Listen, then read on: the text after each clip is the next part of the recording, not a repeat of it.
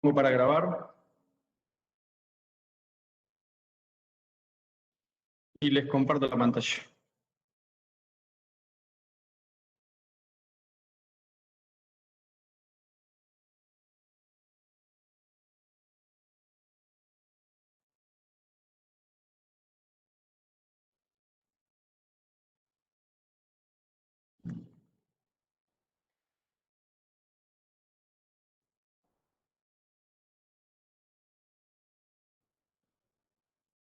Bien,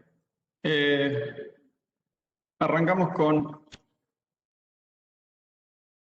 la primera diapositiva, que como les venía diciendo hace un ratito, vamos a hablar de los bioelementos. Había una pregunta que consultaban ustedes con respecto a qué consideramos primarios y secundarios. Lo primero que tenemos que decir es que es una clasificación arbitraria y simplemente los elementos que son más simples y de abundancia más importante en el organismo son los que son considerados primarios. Por eso tenemos el carbono, el hidrógeno y el oxígeno. Ahí agrego que pueden también agregarse el calcio y el fósforo, según Blanco en el libro de bioquímica, pero nosotros vamos a considerar los 4 elementos principales como el carbono, el nitrógeno y el oxígeno, ¿sí? ¿Cuál es la característica que tienen que tener estos elementos? Que son átomos pequeños con capacidad de compartir electrones y formar uniones covalentes. ¿Por qué estos átomos? Bueno, ahí les dejo las características principales que tienen que tener estos átomos para considerar los principales. Son elementos ligeros, capaces de formar enlaces fuertes. Dentro de ellos el carbono es un elemento muy importante porque forma numerosos enlaces fuertes y además las capacidades de estos átomos para formar enlaces posibilita la aparición, como decía ahí, de grupos realmente heterogéneos. ¿Sí? Ahora bien, una vez que nosotros consideramos los diferentes átomos, tenemos que ver qué sucede con estos átomos y sus relaciones con otros átomos, es decir, la capacidad de formar enlaces.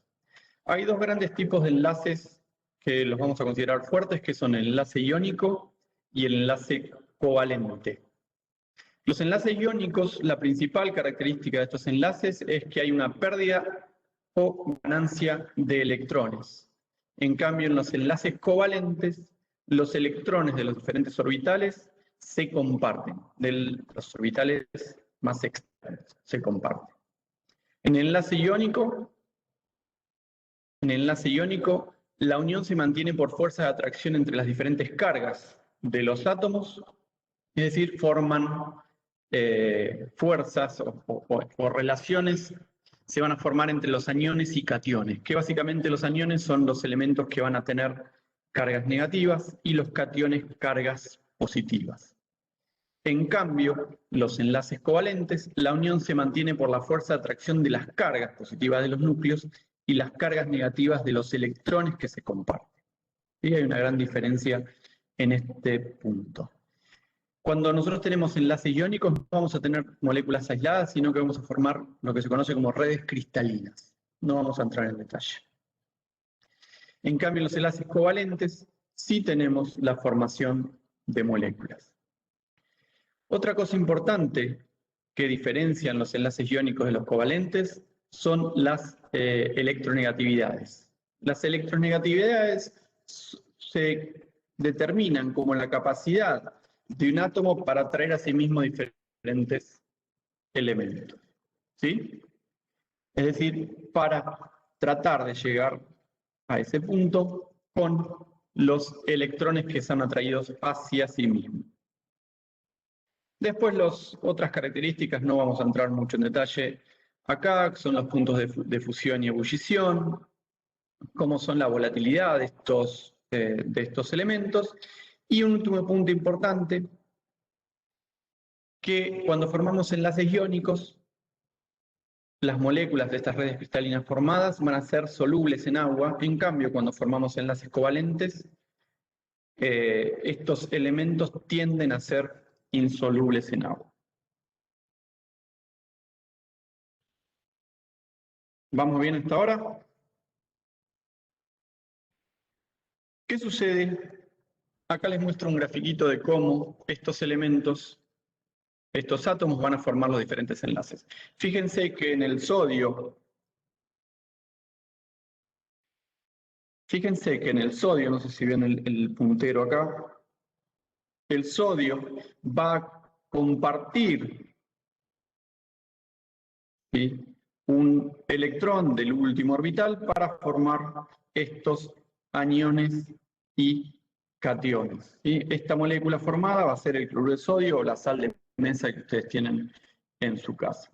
En cambio, ¿sí?, los enlaces covalentes son estructuras estables que se forman cuando los átomos comparten estos electrones en su capa externa, en su orbital externo, ¿sí? De manera que cada uno de estos elementos va a formar o va a contener 8 electrones en esa capa más externa, ¿sí? Esto es muy importante. Dentro de los enlaces covalentes, nosotros vamos a tener los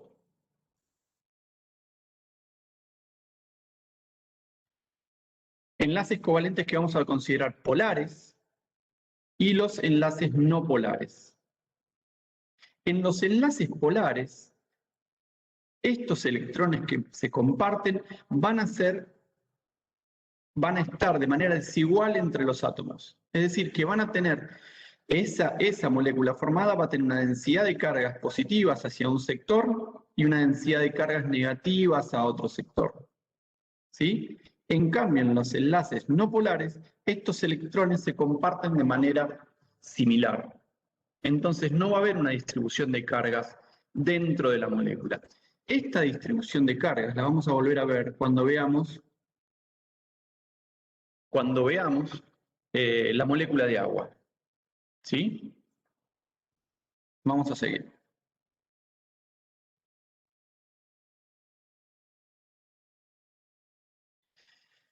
Una vez que nosotros vimos estos enlaces polares, estos enlaces iónicos y covalentes dentro de un enlace o formando un enlace entre dos átomos, también tenemos que ver que hay fuerzas que no vamos a considerar enlaces como tal, sino que hay fuerzas entre moléculas que también son importantes porque determinan ciertas características de esas moléculas de las cuales estamos hablando.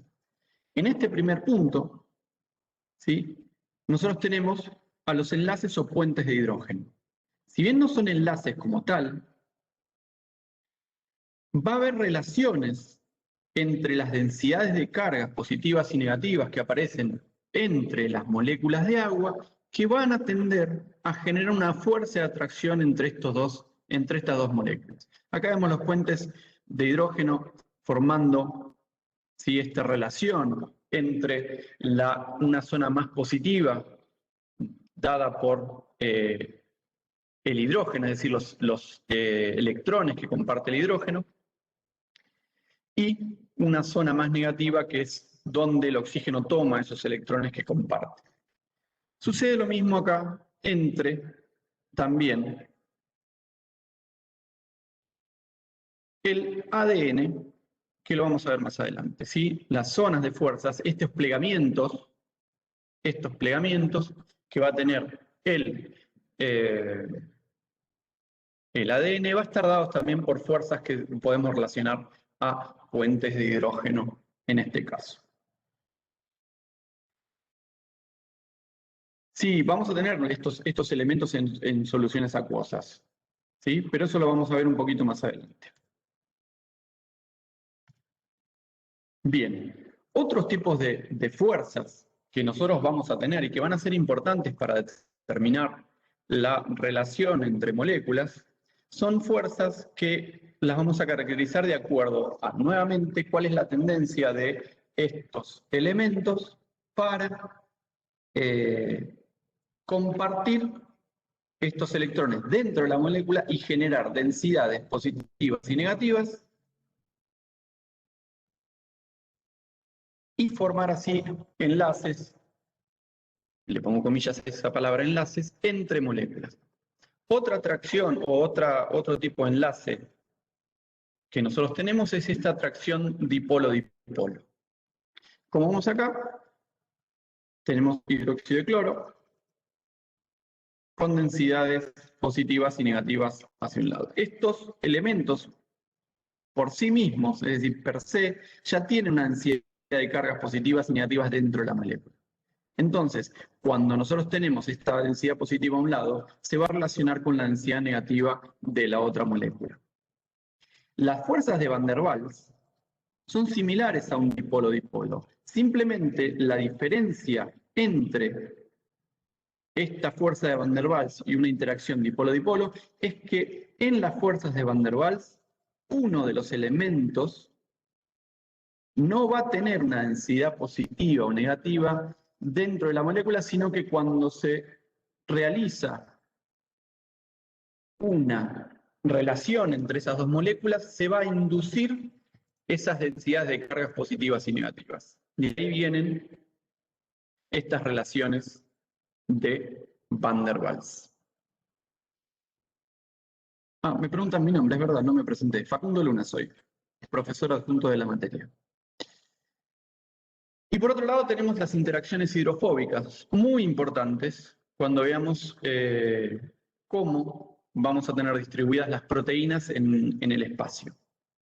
Si las moléculas no polares o hidrófobas interrumpen una red acuosa y esta repulsión que se genera entre las diferentes moléculas va a determinar la repulsión de agua y por lo tanto la relación de estas moléculas hidrófobas entre sí.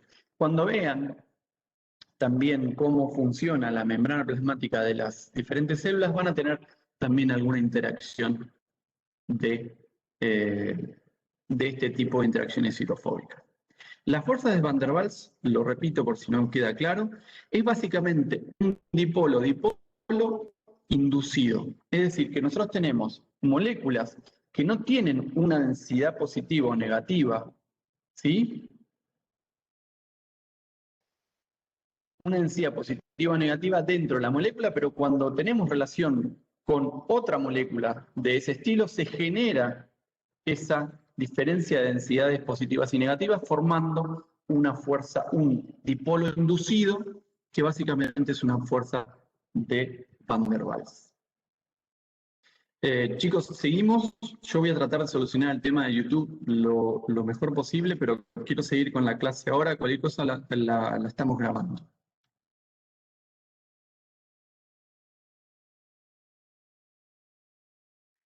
Ahora bien, como dice ahí, no vamos a entrar en muchos detalles. Simplemente darle las características de los grupos funcionales. Que habla el módulo. Las moléculas más sencillas derivadas del carbono, del átomo de carbono, son constituidas con este elemento y además le vamos a agregar hidrógeno, a lo que nosotros vamos a denominar los hidrocarburos. Muy importante cuando veamos lípidos. ¿Sí? Como decíamos antes, el carbono tiene una capacidad muy importante para formar enlaces. Y lo que permite esta capacidad de formar enlaces es la creación de diferentes cadenas lineales, ramificadas o inclusive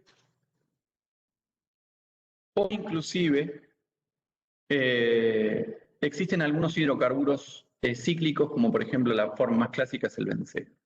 ¿Sí?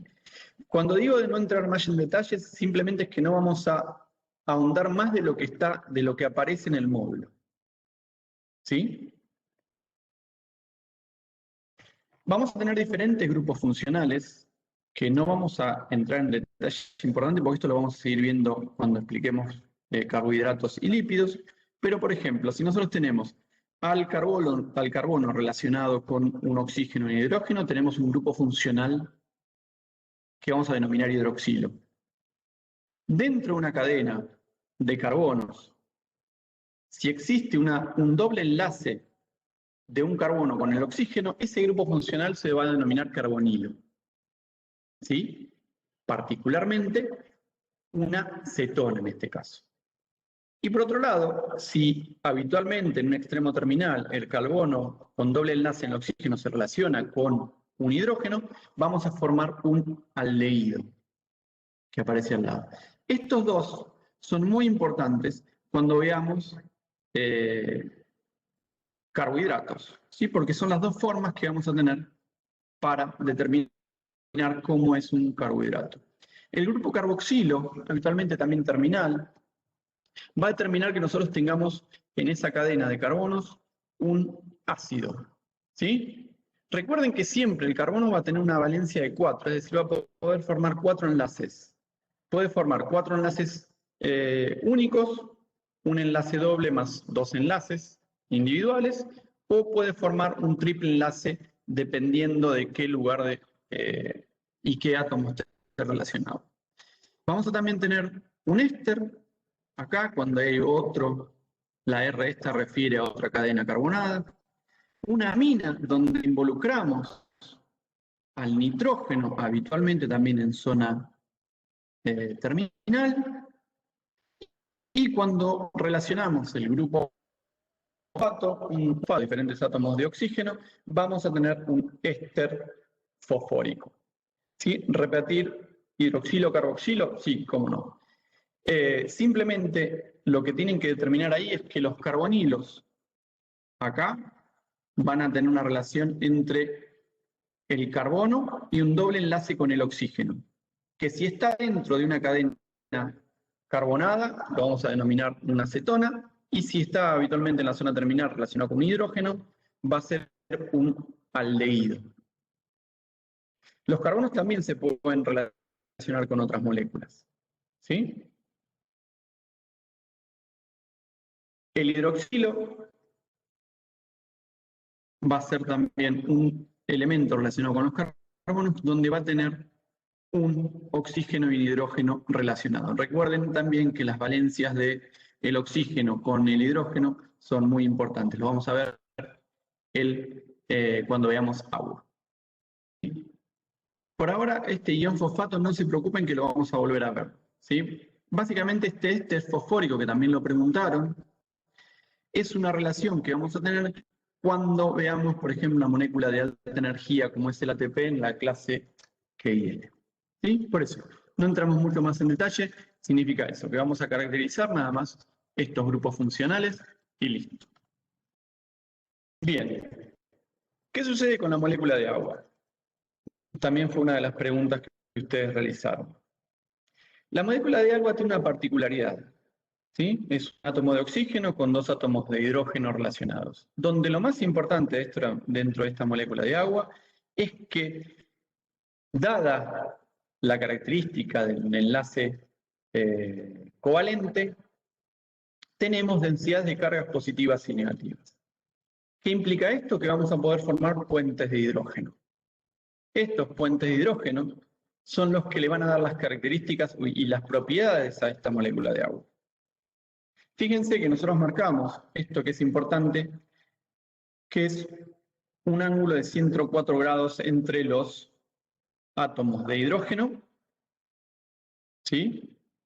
Y este ángulo se da porque al ser densidades positivas en estos átomos de hidrógeno, nosotros vamos esta zona se va a repeler entre sí, ¿sí? Por lo tanto va a aumentar este ángulo si esas fuerzas no estuvieran. Y al tener una densidad de cargas positivas hacia el hidrógeno, va a tener una zona, este oxígeno, donde va a tener una densidad de cargas negativa, ¿sí? Muy importante.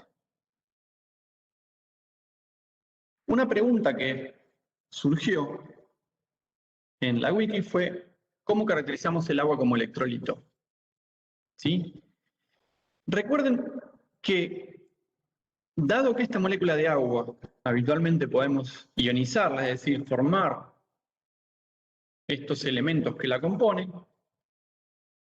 si nosotros juntamos 2 moléculas de agua en una solución, que básicamente es una solución acuosa, vamos a formar Un ion hidroxilo, fíjense, este sector, este ion hidroxilo unido a un enlace de carbono, es un grupo funcional que nosotros habíamos hablado recién, y básicamente porque nosotros vamos a sacar un átomo de hidrógeno de una de las moléculas para pasarse a otra, nosotros vamos a formar un ion hidronio. Que este ion es relativamente inestable y vamos a tener directamente esta relación entre las moléculas de agua. Moléculas de agua que van a formar protones, ¿sí?, que provienen de este ion hidronio, y un anión que va a ser el grupo hidroxilo. Muy importante esta formación o este análisis de agua como electrolito porque nos vamos a basar en esta característica para determinar el pH. ¿Qué es el pH? Es básicamente cuál es la cantidad de protones que nosotros vamos a tener en una solución. ¿Sí? ¿Por qué protones? ¿Por qué protones? Porque básicamente es fácil de determinar. ¿Sí? Podría ser aniones, podríamos tener un P o H, que básicamente es la misma relación, pero midiendo los grupos hidroxilos. Pero se utiliza principalmente pH por una convención. Esta fórmula, si bien no se la tienen que acordar de manera puntual, lo que tienen que conocer es que el pH se va a basar en la concentración de protones que nosotros tenemos. ¿Sí? Estos corchetes que aparecen en esta fórmula significa concentración.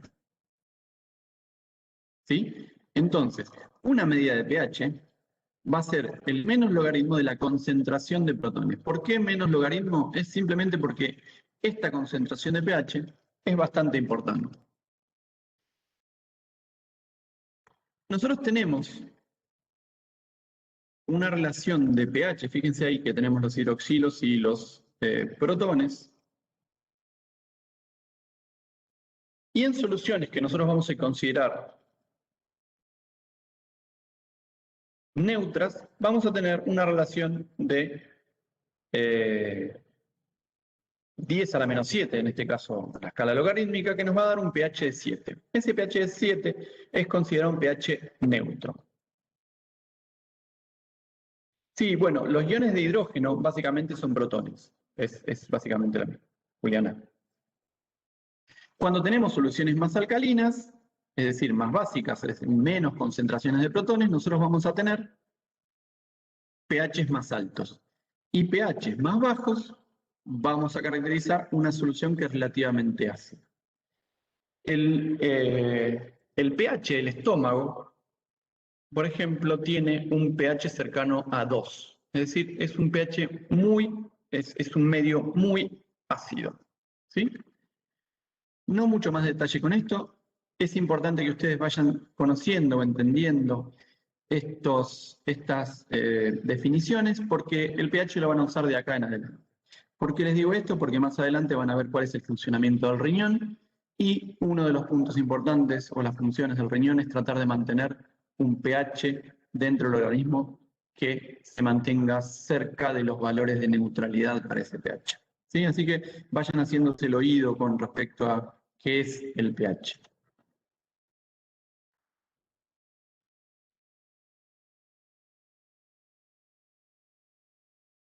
Claro, Pedro tiene razón ahí, que me aclara que el pH neutro sería la misma cantidad de aniones y cationes, exactamente. En este caso, relacionándolos con los ácidos y las bases que tengamos dentro del organismo. Siempre los protones pueden provenir de la molécula de agua, como veníamos, pero también de otras moléculas que vamos a ver. ¿Qué sucede con las moléculas biológicas? Nosotros presentamos en el módulo 4 biomoléculas importantes: los carbohidratos, los lípidos, proteínas y los ácidos nucleicos. De nuevo, vamos a tener que relacionar o estudiar ciertas características de los carbohidratos, los lípidos y las proteínas. Los ácidos nucleicos los dejamos para más adelante, pero no vamos a entrar en detalle sobre muchos de los elementos que aparecen acá. ¿Sí? Por ejemplo, en este caso yo les planteo las características de cómo se clasifican los lípidos, ¿sí? Pero solamente vamos a analizar cositas muy puntuales como los ácidos grasos y fosfolípidos porque son importantes para la formación de las membranas plasmáticas y nada más. Y acá vamos a entrar en detalle sobre qué son los monosacáridos, las aldosas y las cetosas, pero no mucho más que esto están en el módulo. ¿Qué sucede con los glúcidos? Los glúcidos básicamente son elementos que presentan una cadena de carbono, una relación importante con los oxígenos y los hidrógenos. ¿Sí? Nosotros vamos a tener una molécula de glucosa, por ejemplo, donde las cantidades de carbonos, hidrógenos y oxígenos van a estar determinadas. Y lo vamos a ver. ¿Por qué es importante determinar esto? Porque la semana que viene, mañana, vamos a ver metabolismo y obviamente la degradación de la glucosa es un punto importante sobre este tema. Las preguntas que se hicieron sobre glúcidos en la wiki del campus tenía que ver con las proyecciones de Fisher y de Howard. ¿Sí? Estos glúcidos, los carbohidratos que nosotros tenemos, podemos tener de diferente cantidad de cadenas carbonadas, 3, 4, 5, 6, 7, podemos tener, que van a tener diferentes nombres, están en el módulo, no voy a entrar en detalle. Cuando vemos una proyección de Fisher, lo que estamos viendo es cómo están distribuidos los carbonos en esta cadena, los hidroxilos, ¿sí?, en esta cadena, y obviamente determinar los grupos funcionales. Fíjense, en esta molécula que es una glucosa, tenemos 6 carbonos y un grupo funcional aldehído en un extremo. ¿Sí? Por eso les decía que no entramos más en detalle en los grupos funcionales en la diapositiva anterior. Tenemos un aldehído acá para formar una glucosa que básicamente es una aldosa por este aldehído. Y en este caso lo que vamos a tener es una cetona en esta línea, en esta serie carbonada. Vamos a tener una cetona que vamos a formar una fructosa, ¿sí?, que básicamente es una cetosa. Nuevamente por el grupo funcional del que estamos hablando. ¿Sí? Pilar, el agua no la consideramos biomolécula, pero nosotros la damos dentro de lo que son biomoléculas porque es todo un conjunto que nosotros necesitamos conocer. ¿Sí? Ahora bien, ¿cuál es la diferencia entre la proyección de Fisher y la proyección de Harwood? Es que básicamente, claro, si el grupo funcional aldehído está en el extremo, porque habitualmente está en el extremo, fíjense las valencias de los carbonos acá, siempre son 4, 2 enlaces acá, un enlace acá arriba, un enlace acá. Lo mismo sucede en esta cetona, un enlace hacia otro carbono, un enlace hacia otro carbono acá, y un enlace doble hacia el oxígeno. ¿Sí? Te vas a dar cuenta cuál es un aldehído, principalmente por este grupo funcional. ¿Sí? La última relación que va a tener el carbono, el último enlace va a ser con el hidrógeno para formar un aldehído, y si es una cetona va a tener relación con otro carbono. ¿Sí? Estos monosacáridos tienden a formar hemiacetales o hemicetales cíclicos cuando reaccionan un oxidrilo y el grupo carbonilo. ¿Sí? Entonces, al formar un monosacárido cíclico, nosotros vamos a determinar estas proyecciones de carbono. ¿Sí? Fíjense que esta unión acá, este oxígeno, va a estar relacionado con el carbono 5 acá. Es decir, fíjense, si nosotros contamos cuáles son los elementos que vamos a formar, estas cadenas ¿sí? Vamos a tener una relación de un oxidrilo, algunos de estos elementos, ahora me van a determinar ustedes cuál es, y el grupo carbonilo. Fíjense esta acetona. Sucede lo mismo, es más fácil de verlo acá. Sí, este gráfico es una glucosa y esta es la misma glucosa, pero en su forma cíclica. Esta es una fructosa lineal y esta es la misma fructosa, pero de manera cíclica. ¿Sí? Fíjense ahora que yo les voy a mostrar cómo es esta relación para formar estas estructuras cíclicas. Esta es una glucosa en una proyección de Fischer, es una glucosa de una cadena lineal, donde vamos a tener la relación o la formación de este grupo, que es el grupo carbonilo, en el carbono 6, con el oxidrilo del carbono 1. Entonces, primero hay una rotación, no importa eso, vamos a formar esta relación acá. ¿Sí? Fíjense que parte de este oxígeno, estas densidades van a formar un enlace iónico con este carbono, perdón, un enlace covalente acá, porque van a compartir los electrones, y van a formar este enlace acá. ¿Sí? Ahora bien, no van a tener que construir las cadenas ustedes, no se preocupen. Ahora bien, una vez que yo tengo este enlace formado acá, es decir, formo esta glucosa de manera cíclica, fíjense que este oxidrilo acá y este oxidrilo acá, que pertenece a esta formación, puede quedar, para que lo entiendan de alguna manera, en el espacio van a quedar ubicados de manera opuesta. Entonces, lo que son las alfa glucosas o glucopiranosa en realidad, van a tener el oxidrilo hacia la parte inferior en esta proyección, en la proyección de Harwood, van a tener el oxidrilo hacia la parte inferior. En cambio, las configuraciones beta van a tener este oxidrilo hacia la parte superior. De ahí la diferencia entre alfa y beta glucosa. ¿Sí? ¿Qué significa esta D acá? Una vez que nosotros tenemos esta proyección de Harwood, esta molécula lo que tiende a hacer es a formar una cierta torsión dentro de esta molécula. ¿Sí? La torsión de esta molécula puede darse hacia la derecha o hacia la izquierda. ¿Sí? No importa, a ver, no pretendo que ustedes se den cuenta cuál es, cómo se forma el enlace ahí. Simplemente que si ustedes tienen una alfa glucosa o glucopiranosa o una beta, sepan que esta alfa o beta simplemente está dado por cómo está ubicado el oxidrilo en relación al carbono. ¿Sí?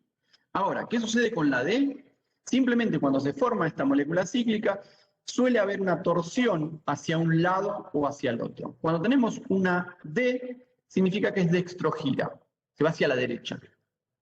Y si nosotros tenemos una L, puede haber alfa L o beta L que gira a la izquierda.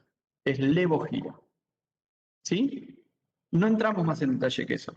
Simplemente tengan en cuenta que cuando hablamos de las alfa y las beta, estamos indicando cuál es la ubicación del oxidrilo en relación al carbono 1 de esta molécula cíclica. ¿Sí? Como no explicamos cómo es la configuración bote, por ejemplo, o la proyección bote, lo de dextrogiro y levogiro lo vamos a dejar para más adelante. Y acá tenemos, ¿en qué influencia? No, la molécula de glucosa, sea alfa o sea beta, es básicamente la misma. ¿Sí? lo que vamos a tener después es las relaciones dentro de esta formación o de enlace glucosídico que vamos a formar un disacárido.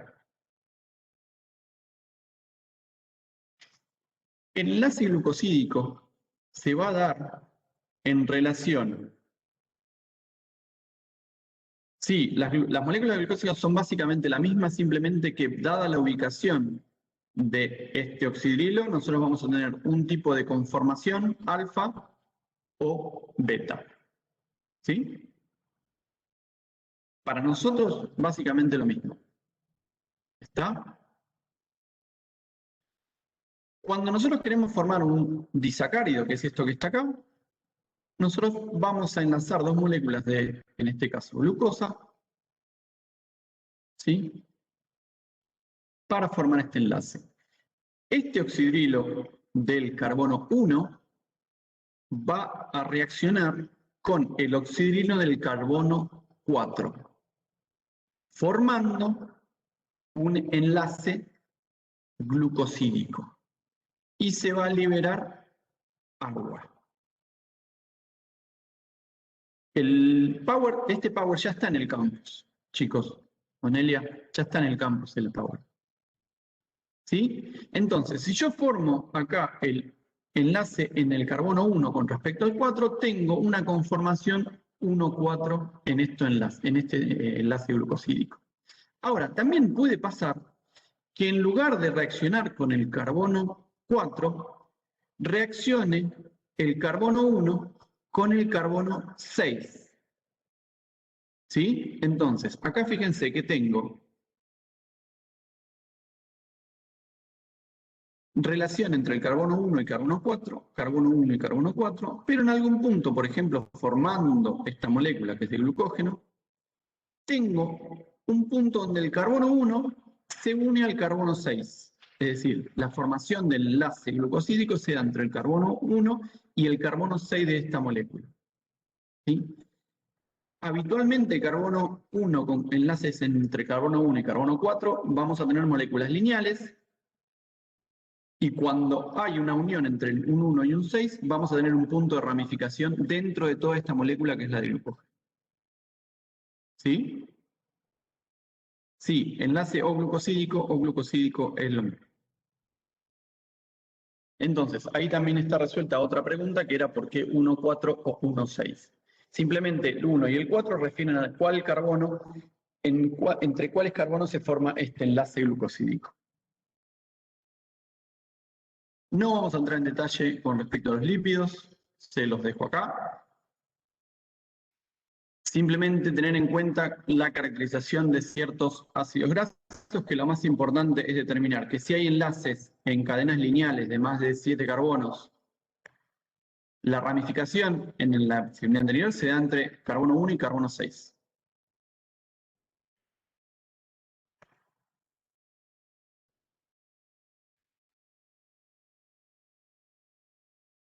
Están con preguntas con respecto a lo anterior. Voy acá.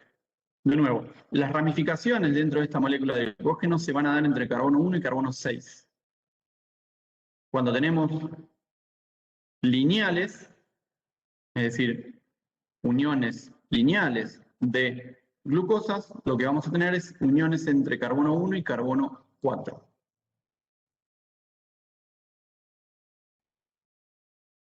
Lo que tenemos que saber con respecto a ácidos grasos simplemente va a estar dado por la relación de los enlaces. Lo voy a revisar en el módulo, pero creo que estaba de la misma manera que lo estoy dando ahora. De cualquier manera lo voy a revisar. Lo más importante que tienen que determinar acá, cuando analicen ácidos grasos, es si este ácido graso es un ácido graso saturado o insaturado. ¿Qué significa que esté saturado? Es que las relaciones entre toda la cadena carbonada, es decir, entre toda la cadena de carbonos, siempre va a ser con enlaces simples. ¿Sí? Si nosotros tenemos enlaces simples, nosotros vamos a tener un ácido graso saturado. Recuerden que habitualmente para nosotros, siempre aclaro esto, todos los ácidos grasos van a venir de a pares, es decir, 2, 4, 6 y así sucesivamente. ¿Sí? Cuando tenemos un solo enlace dentro de este ácido graso, nosotros vamos a tener ácidos grasos que vamos a denominar monoinsaturados, y si tenemos varios enlaces, vamos a tener ácidos grasos poliinsaturados. Cuando hablamos de enlaces simples, es que la relación entre carbonos de este ácido graso se va a dar solamente por un enlace de tipo covalente. ¿Por qué un solo enlace? Porque nosotros vamos a tener un hidrógeno y otro hidrógeno en este carbono, por ejemplo, y una relación entre dos carbonos para formar enlaces simples. ¿Sí? ¿Se entiende? Fíjense acá. Si yo tuviera un enlace simple acá, yo tengo 4 hidrógenos relacionando estos dos carbonos más los enlaces que preceden y siguen a continuación. En cambio, si yo tengo un enlace doble entre dos carbonos, fíjense la cantidad de hidrógenos que voy a tener en ese par. ¿Sí? 2 hidrógenos y así sucesivamente. Los enlaces dobles suelen ser más fuertes, ¿sí? Porque recuerden la capacidad que tiene el carbono de formar esos enlaces. Para sacar esos enlaces dobles necesito hacer, y formar un enlace simple, necesito hacer una reacción. Para cortar ese enlace simple necesito otra reacción más, es decir, 2 reacciones para que pueda cortar un enlace doble. Sin entrar en detalles, porque esto es parte de la explicación nada más, acá tenemos la conformación de un aminoácido, tenemos un grupo ácido en uno de los carbonos, un carbono que va a relacionar con un hidrógeno y con un grupo amino más una cadena lateral que va a estar conformada por diferentes carbonos y que le va a dar las características a los diferentes aminoácidos que nosotros tenemos. ¿Cómo es este enlace que se forma cuando nosotros formamos proteínas entre los aminoácidos? Fíjense que se denomina enlace peptídico, que básicamente es la relación que vamos a formar o la unión que vamos a formar entre el grupo carboxilo y el grupo amino del siguiente aminoácido. Es decir, grupo carboxilo de un aminoácido con el grupo amino del siguiente aminoácido. En la unión, en este enlace peptídico, se va a liberar agua. La R que aparece acá es la cadena lateral, que va a variar dependiendo de qué aminoácido estemos hablando nosotros. ¿Sí? Recuerden que hay 22 aminoácidos, que está en la tabla en el módulo, pero que no lo vamos a ver acá. La pregunta que surgió también fue, ¿qué es lo que sucede con los enlaces disulfuro? Estos enlaces son muy importantes porque le van a dar forma y estructura a las diferentes proteínas que nosotros estamos formando. ¿Sí? Cuando nosotros unimos muchos aminoácidos, esos aminoácidos van a empezar a relacionarse entre sí, no por enlaces covalentes, sino por otras fuerzas. Pueden ser por fuerzas como por ejemplo los diferentes puentes, ¿sí? Y en este caso hay una relación puntual entre los grupos que forman este enlace disulfuro, ¿sí? En 2 moléculas de cisteína, ¿sí? Una cisteína y otra cisteína, van a formando esta molécula que es la cisteína, y se va a relacionar con la formación de un enlace entre los sulfuros. Cuando hablamos de enlace disulfuro, sí, porque la cisteína tiene azufre. ¿Sí? Una vez que formamos, si por ejemplo yo en una cadena tengo una cisteína en el aminoácido 1 y una cisteína en el aminoácido 30, si yo relaciono esas 2 cisteínas se va a formar el enlace y por lo tanto de alguna manera puedo plegar esa proteína. ¿Sí? Los dos protones quedan libres, sí, exactamente. Y ahora bien, una vez que nosotros tenemos una secuencia lineal de aminoácidos, nosotros vamos a tener lo que denominamos la conformación primaria de esta proteína. Es decir, toda la secuencia de aminoácidos que nosotros tenemos, la combinación de esa secuencia en los diferentes aminoácidos, nos da la característica, es decir, la secuencia proteica que nosotros tenemos. ¿Cuál es la relación entre los diferentes aminoácidos? La unión peptídica. ¿Sí? Ahora bien, este enlace puntual, este enlace covalente que nosotros vamos a tener en la unión peptídica, va a empezar a generar fuerzas dentro de la molécula de proteína que está formada. Entonces, una vez que nosotros tenemos la secuencia lineal, esa proteína se puede empezar a plegar sobre sí misma. Es decir, a través de puentes disulfuro, diferentes puentes de hidrógeno, va a tener una conformación, va a empezar a formarse una estructura en 3 dimensiones de esta proteína. La estructura secundaria refiere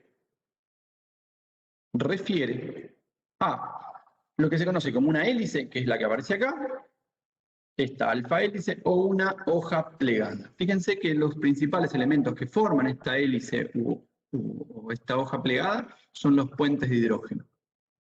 ¿Sí? Si seguimos plegando a esta estructura secundaria, nosotros vamos a tener una estructura terciaria. En esta proteína, lo que va a formar va a ser una estructura más globular, ¿sí? O puede formar una estructura fibrosa.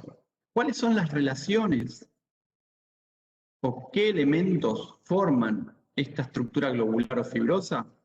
Va a estar dado también por puentes de hidrógeno, pero sobre todo por interacciones hidrofóbicas, salinas y en algunos casos electroestáticas.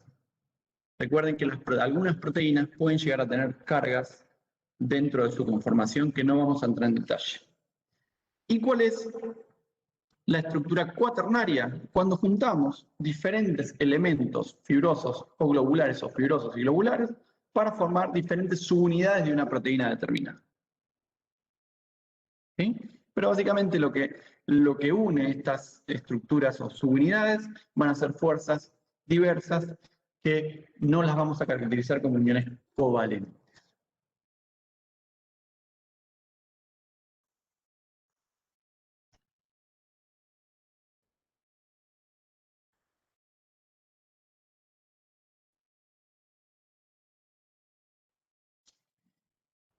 Bien, espero que se haya entendido. Estuvimos un ratito hablando, yo hablando, así que si quieren de a uno y pueden ir poniendo en el chat, a ver si resolvemos alguna duda puntual. Acá Faustino pregunta, la estructura de proteínas habla de tridimensional, donde marqué terciaria, me la puso como mal. Con respecto al cuestionario en el campus, déjame revisarlo. ¿Sí? Lo reviso, Faustino. Acá Luna pregunta, ¿la ósmosis entra en esta unidad? Todo lo que no aparece en el módulo no entra en la unidad. ¿Sí?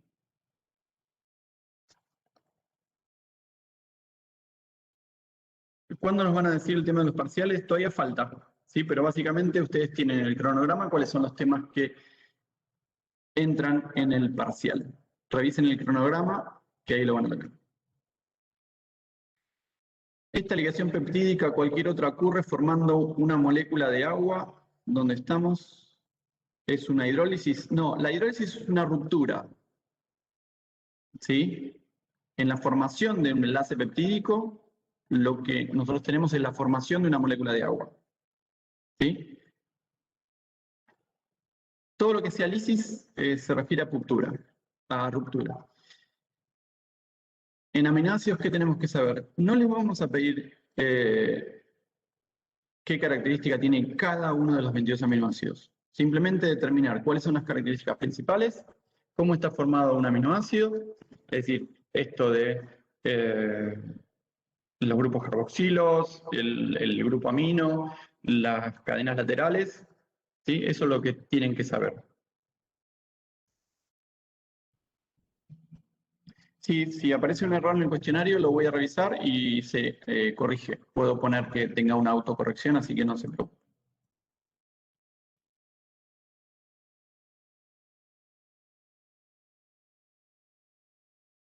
Si pudiera explicar otra vez la última hoja con respecto a proteínas, Marcela, simplemente ustedes tengan en cuenta una cosa. Nosotros tenemos la cadena lineal de aminoácidos, es decir, que cada aminoácido, ¿sí? Cada aminoácido que nosotros tenemos, esa es la secuencia primaria y la estructura primaria.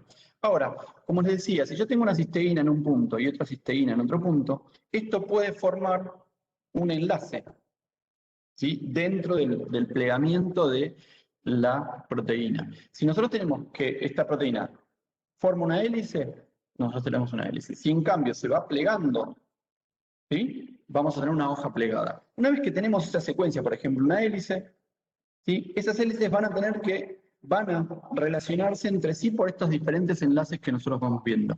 Y ahí formamos estas proteínas que nosotros conocemos como una estructura terciaria, que son proteínas globulares o, de alguna manera, fibrosas, como por ejemplo la actina y la miosina, que son básicamente proteínas fibrosas. ¿Sí? Y ahora, si juntamos varias de estas subunidades de proteínas que tienen una conformación terciaria, vamos a formar una conformación cuaternaria.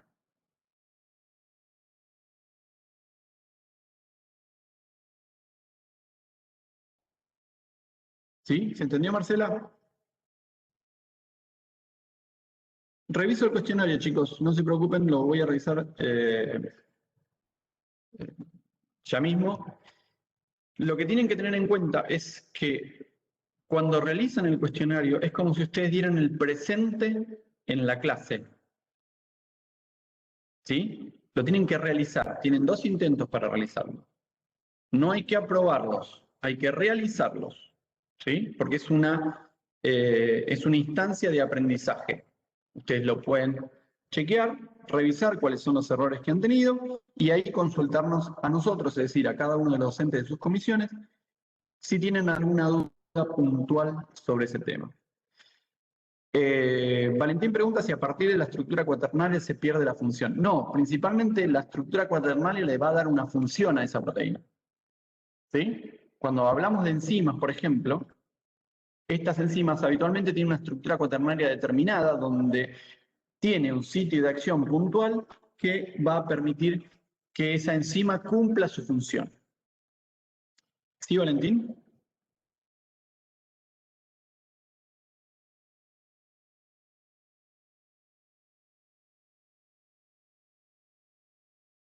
Con respecto a Iván pregunta la tabla de ácidos. No, simplemente hay que determinar lo que está en el módulo, no se vayan mucho más. Por eso puse carteles de atención, no siga hacia adelante ahí.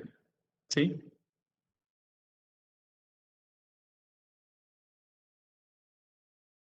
Dylan pregunta, por lo que he visto, no todo esto va a ser tomado, ¿no? Porque hay cosas que se debería saber, pero no van a estar en las pruebas y eso. No es así. Todo lo que aparece en el módulo es pasible de ser evaluado. ¿Sí? Esto quiero que quede claro. Ahora, con respecto a lo que está en el módulo, la profundidad del conocimiento que ustedes tienen que tener es el que aparece en el módulo y es el que les expliqué acá. No más que eso. ¿Sí? Hay una diferencia, Dylan, con respecto a eso.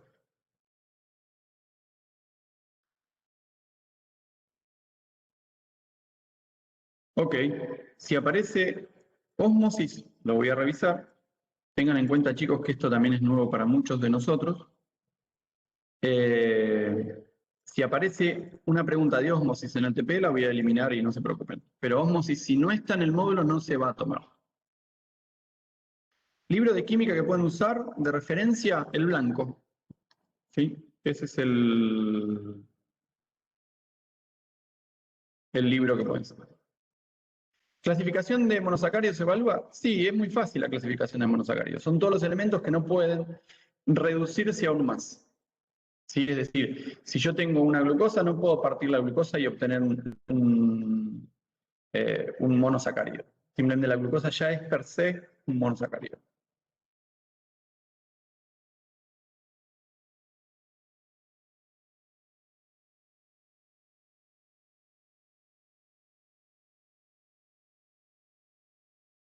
No hablé casi nada de agua, principalmente porque no estaba como una pregunta importante en la wiki. ¿Qué necesitabas saber, Valentina? Con respecto al agua, poné la pregunta acá y la resolvemos.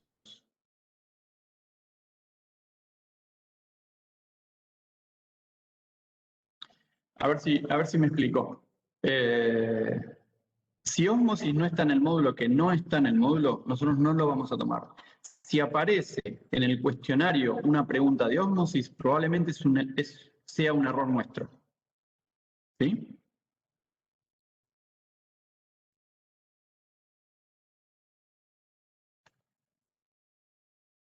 Cuando hablamos de, Camila pregunta si podría explicar lo que es un enlace polarizado. Básicamente, no sería polarizado, sino un enlace polar y no polar.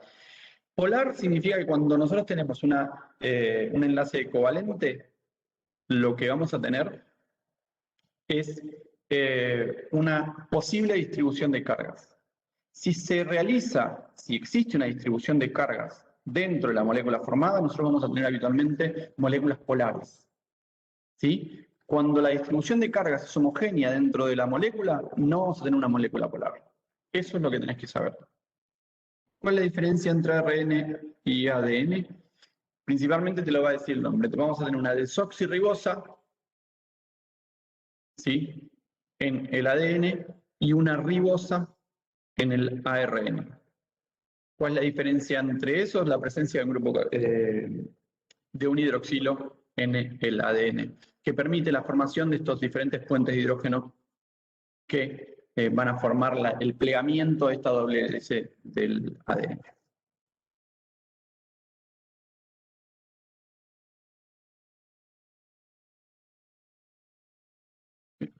Paloma pregunta, ¿todos los enlaces forman moléculas de agua al final? No, es decir, el residuo de agua, no en todos los enlaces se forman residuos de agua. Habitualmente en las células tenemos una liberación de agua cuando hay hay un tipo de formación de enlace determinado, pero no siempre.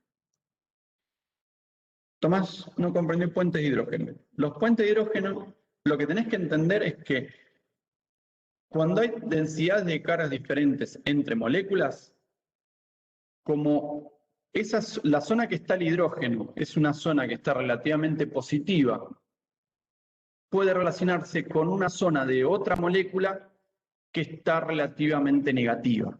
Entonces, como esto se va a atraer, va a formar esa relación entre las diferentes densidades, es como si fuera un imán, van a tener o van a formar estos puentes de hidrógeno.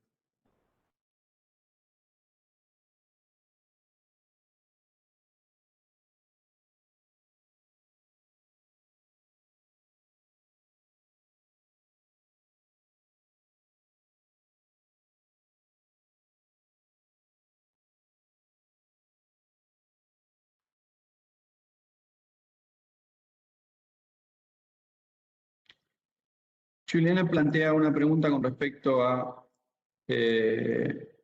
una pregunta del módulo. ¿Sí? Los enlaces, sean 1,4 o 1,6, siguen siendo enlaces glucosídicos. Lo que cambia es la unión del carbono, es decir, o se une al carbono 1,4 o se une al carbono 1,6. Pero el enlace como tal sigue siendo glucosídico.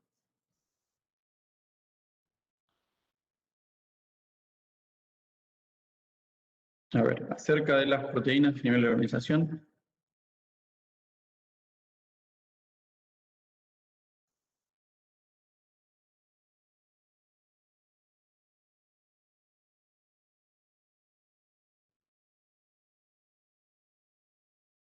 Sí, chicos, una cosa importante.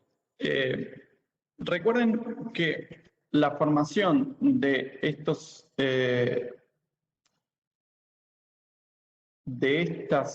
relaciones hidrofóbicas sí se da dentro de la molécula. Las proteínas habitualmente son hidrofílicas.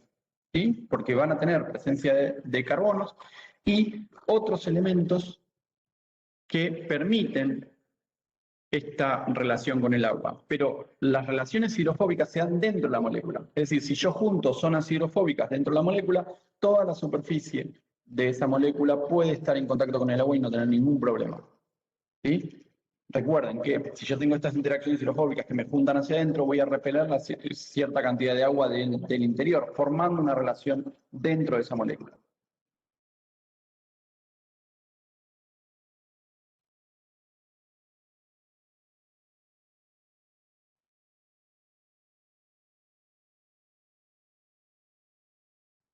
Bien. Libro de química ya lo dije. Ácidos nucleicos está en el módulo Se Evalúa. Susan Sousa pregunta los nombres de las cadenas en aminoácidos. ¿Hay que saberlas?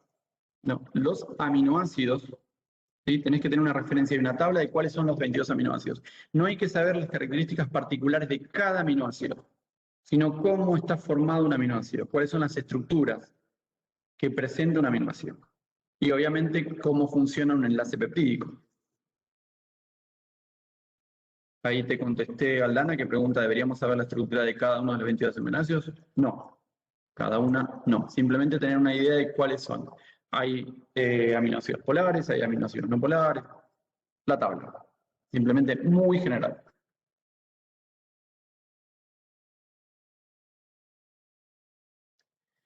Nuevamente, Bárbara Martín pregunta, ya hay varias cosas que usted dijo que no deberíamos ahondar más, ya se lo he explicado, claramente. De hecho, les puse carteles así bien grandes como para que entiendan que no tienen que ir más allá de lo que nosotros explicamos.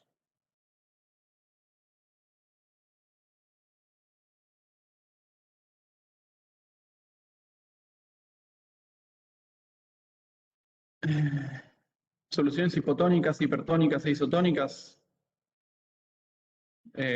No, Jazz González, no lo voy a explicar porque lo sacamos del módulo que estaba del año pasado, por eso probablemente haya quedado alguna pregunta en el cuestionario de este año. Así que no lo vamos a ver ahora. ¿Una estructura cuaternaria de la proteína se desnaturaliza? Sí, claramente. ¿Sí? Si nosotros ponemos a freír un huevo, estamos desnaturalizando la proteína que tiene ese huevo. ¿Sí?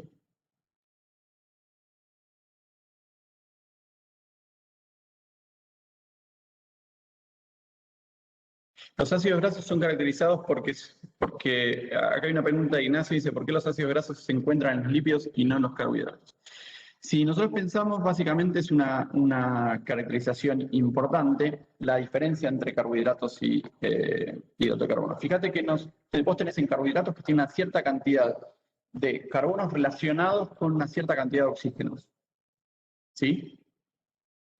En cambio, los ácidos grasos, esa relación de carbonos con oxígenos es muy pequeña. Es decir, hay muchos carbonos en relación a los pocos oxígenos que nosotros tenemos. De ahí viene la diferencia entre un carbohidrato y un carbono. Por ejemplo, nosotros podríamos caracterizar un carbohidrato de 6 carbonos como un ácido graso y no lo es, simplemente porque hay una cierta cantidad de oxígenos que están relacionados con esos carbonos que no lo están en los carbohidratos.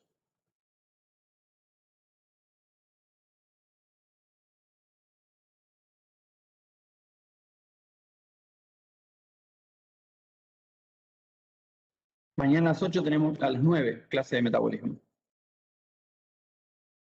Si recuerdan, para hacer los cuestionarios, me pregunta Paloma acá, tienen 2 semanas desde el inicio de la fecha correspondiente. ¿Sí? Hay que tener el 75, no me acuerdo, 75%. Sí, 75% de la asistencia para poder rendir el parcial.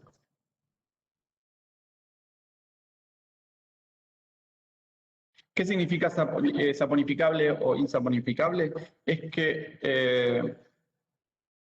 para que tengan una idea, cuando nosotros tenemos un ácido graso, si es saponificable, nosotros lo que vamos a poder tener, lo que vamos a poder hacer es bañarnos. Es decir, porque la saponificación básicamente es la formación de un jabón. ¿Sí? Cuando nosotros tenemos ácidos grasos que son insaponificables, significa que no vamos a poder solidificarlo de una reacción química que es la saponificación, nada más. No vamos a entrar mucho en detalle con eso. La principal diferencia de Fisher contra Horton es que una muestra la cadena lineal de los hidratos de carbono y el otro su forma cíclica.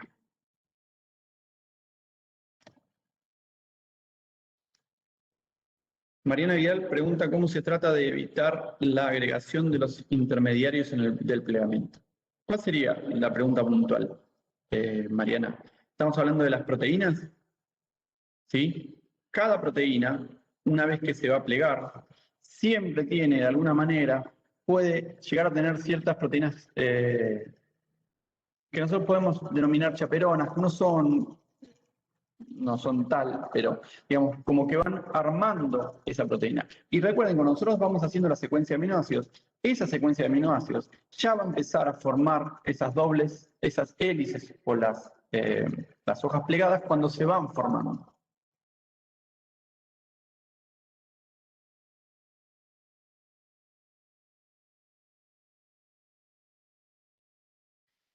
Cuando hablamos de electrolitos, lo que tienen que saber es que cuando cualquier átomo que presenta la capacidad de disociarse en aniones y cationes, vamos a tener una solución donde aparecen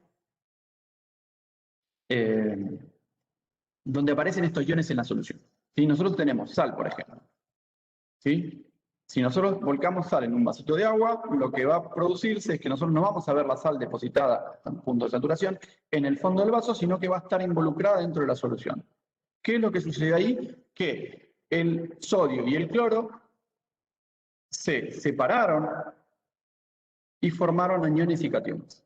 Eso es lo que sucede cuando ponemos sales en agua. Ahora, ¿cómo el agua funciona como electrolito? Básicamente porque cuando relacionamos diferentes moléculas de agua en esta solución, también podemos, de alguna manera, generar que exista un hidroxilo, es decir, un anión de carga negativa, y un hidroño, un anión de carga positiva, que lo vamos a relacionar con la presencia de protones. ¿Está bien? Eso es lo que tienen que saber. No mucho más que eso.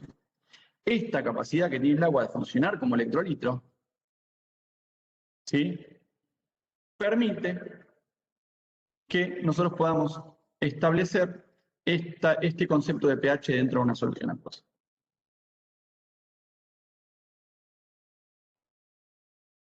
¿Cuáles serían las fuerzas no covalentes que se mencionan en la última proyección?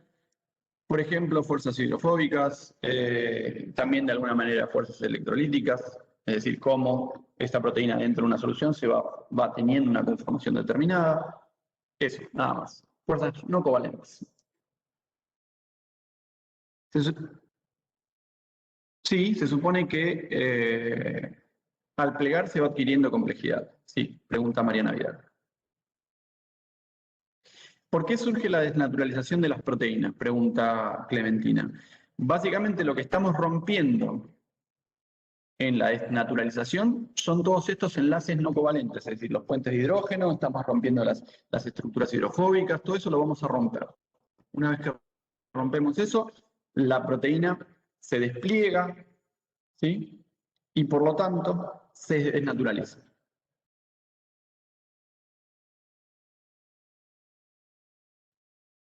La función de las proteínas, sí, eso se estudia, Camila. Es decir, de manera muy general nosotros proponemos cuáles son las funciones de estas proteínas.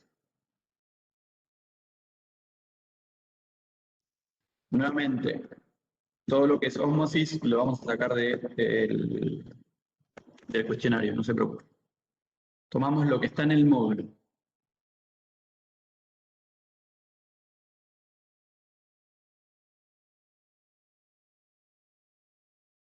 La conformación, acá Luciano pregunta si la conformación de silla sería más común en los enlaces glucosídicos. La conformación en silla no se da por los enlaces glucosídicos. Recuerden que los enlaces glucosídicos son para formar la unión entre dos moléculas de carbohidratos. La conformación en silla, por ejemplo, se da dentro de una molécula de glucosa, por ejemplo. ¿sí? De cómo esta molécula se va a ubicar en el espacio. Nada más.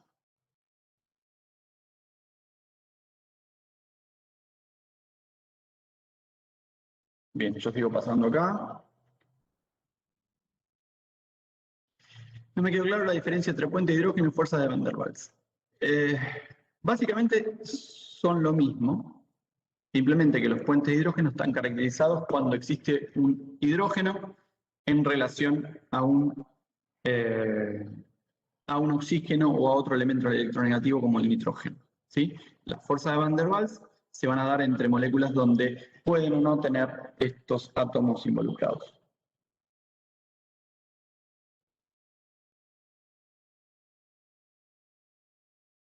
Libro de Harper o el de Blanco, Química Biológica, también lo pueden leer.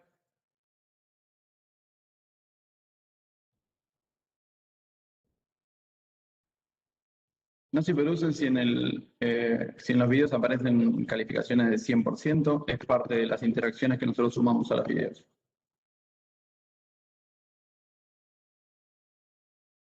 Valentina pregunta, dice, las partes en las que decías que no es necesario enfocarnos tanto en el tema es porque lo vamos a ver más adelante con más profundidad o porque realmente no interesa, como por ejemplo la parte donde estaba ácido saturado. No, nosotros recuerden que esta es una carrera donde vamos a ir construyendo el conocimiento de acá en adelante. Así que no es que no lo vamos a ver nunca, o no interesa, sino que van a verlo con más detalle en el transcurso de la carrera. ¿Sí? Por ejemplo, como les decía, pH lo van a ver, creo que en ARTI 3. ¿Por qué? Porque van a estar viendo función del riñón. ¿Qué significa que el enlace entre oxígeno e hidrógeno sea 40% iónico? Precisamente porque al ser en el agua, al ser estas densidades positivas o negativas formando dentro de la molécula, parece que existe una formación de un anión y un catión dentro del agua. Por eso, si bien es un enlace covalente el que porque estamos compartiendo electrones dentro de la molécula de agua, también hay una densidad de carga que se va a diferenciar, por lo tanto, se caracteriza que esta unión tiene un 40% de relación o característica de un enlace iónico. Cuando desnaturalizamos proteínas, sí perdemos funciones de las proteínas. Hay diferentes maneras de desnaturalizar. Calor, utilizando ciertos elementos químicos, ¿sí? Por ejemplo, si nosotros ponemos ácido, más fácil de verlo porque es común. Si nosotros tenemos en la clara de huevo, le ponemos un ácido, ¿sí? Se va a desnaturalizar la proteína. Si le ponemos calor, se va a desnaturalizar esa proteína. ¿Sí? Ese ácido lo que va a hacer es aumentar el pH, por lo tanto va a desnaturalizar esa proteína. Las proteínas habitualmente funcionan, tienen su estructura terciaria y cuaternaria dentro de rangos de acidez determinados. ¿Sí? Casi todas nuestras proteínas, sobre todo las enzimas, funcionan a un pH cercano a 7.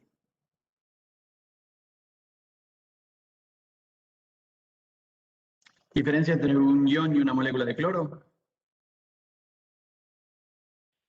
Que básicamente lo que tenemos es que cuando formamos una solución, la molécula de cloro como tal gana un electrón de otro elemento, por ejemplo, el sodio.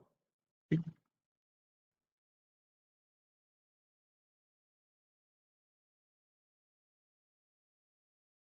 Conformación de silla sería más común entre los...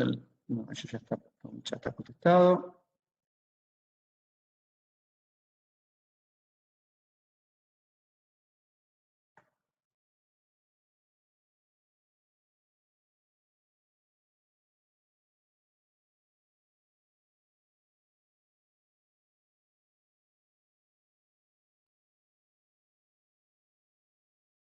Sí, es decir, que carbohidratos es lo mismo que hidratos de carbono. En el módulo dice que hay una forma que no es correcta decir. Sí, últimamente, hace unos años, se está dejando de usar el hidrato de carbono, porque en realidad no hay hidratación de ese carbono, es decir, no hay aguas involucradas. Por eso se llaman carbohidratos. Pero nada, es una cuestión mínima. ¿El congelar desnaturaliza con el tiempo? Sí.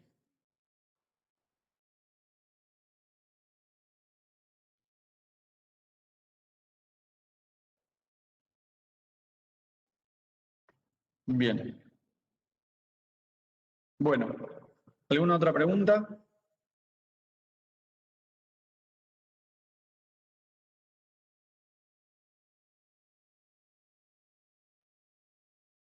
Si no,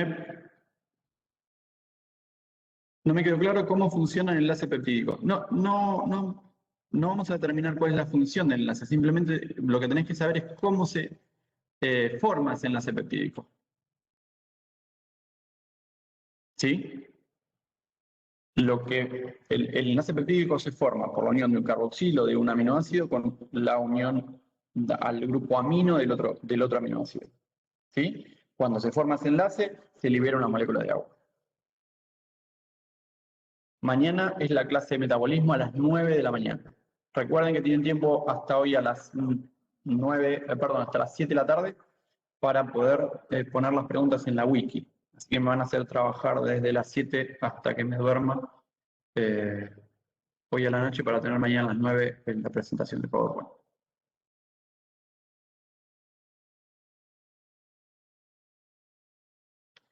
Victoria, yo estoy tratando de leer las preguntas por ese motivo, porque como es una clase en WebEx Events, solamente pueden ver al presentador, que en este caso soy yo. Así que yo leo las preguntas que están haciendo y las respondo.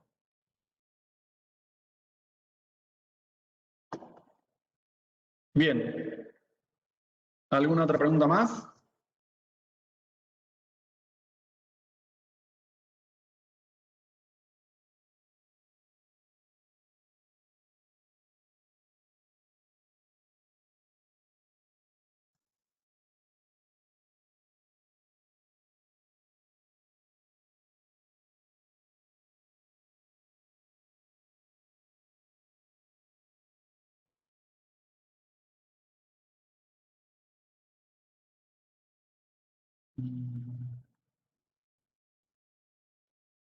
¿Por qué los fosfolípidos poseen extremos hidrófobos e hidrofílicos? Bien.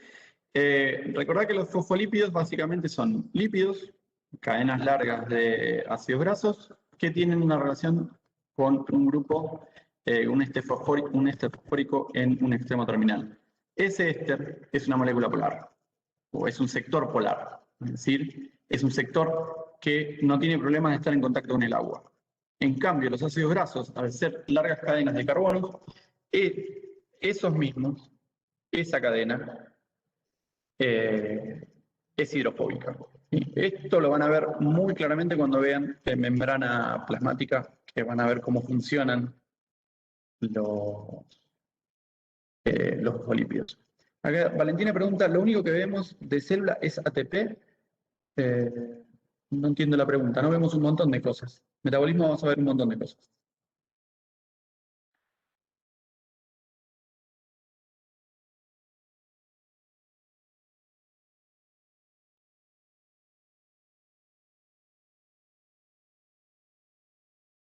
Me voy a acordar de arreglar el cuestionario. Acá Marianela pregunta si luego de una desnaturalización puede revertirse ese proceso. En algunos casos sí, en otros no.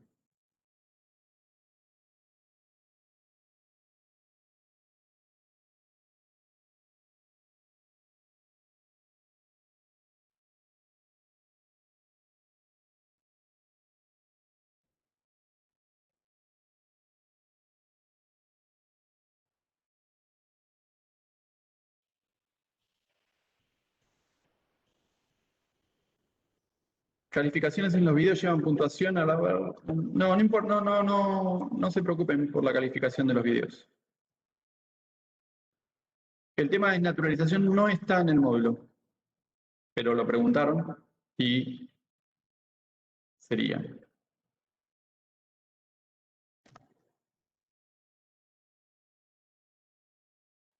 Bueno, nada más. Por fin salió, chicos. Estoy contento. No puedo ponerles iconos ahí de sonrisita y esas cosas, pero Ya está.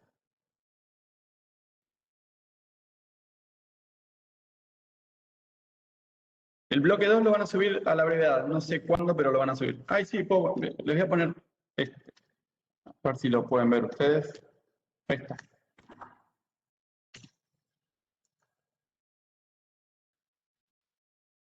Antonio, todavía no están, hay algunos alumnos que no están matriculados. Puede ser, hay tiempo para responder los cuestionarios.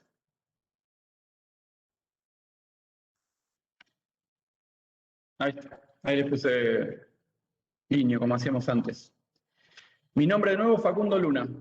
Si quieren les comento algo, soy investigador del CONICET, investigador independiente del CONICET y profesor adjunto de la materia.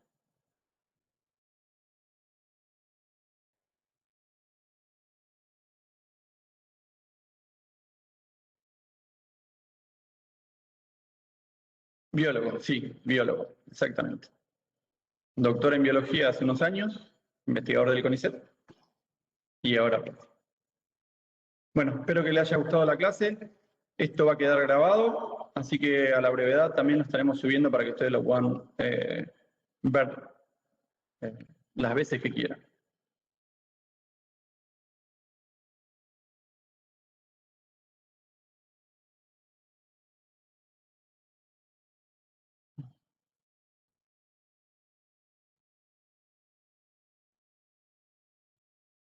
Bueno, muy bien. Nos vemos mañana entonces a las 9 de la mañana. Un saludo a todos. Estaba también Manuel Casal acá, que no lo pude poner como presentador, pero lo van a ver como sala 105. Manu es jefe de trabajos prácticos de la asignatura. Muchos ya lo deben conocer. Bueno, un saludo. Gracias.